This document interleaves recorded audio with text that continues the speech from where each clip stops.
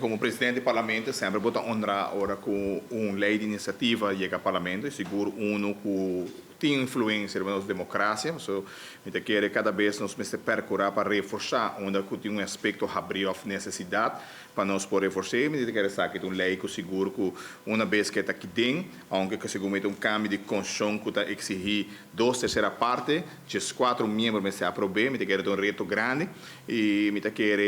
nenhum gente não pode contra o referendo, sobre não tem medo de referendo, tá? Ao contrário, tem voz do povo, tem área baseada aspecto de ser escutar, a nós representante do povo, me quer saber que o tool está mais importante que por ti. Então, está honrado para te saber e nós temos que caminhar está bairado para vis, que nós vamos registrar, amanhã se tu costa bom está bairando rat caba e assim é hora que o rat back, mas eu vou me explicar o processo, tem processo no que vou meter em contestar e depois nós está fecha para fazer pergunta e uma vez que se está claro é o momento aí nós está pondo a agenda e lo por atender a reunião. Tudo depende com o LIHE, com o processo cana e se tem necessidade de também mais capelo consultar, se é muito importante, se para ter em conta com ele, se é uma procedura normal que no parlamento, tem gente de enviar coisas, então tem zona boa na roreia, para mais capelo consultar, isso é muito importante para tudo. Que me dus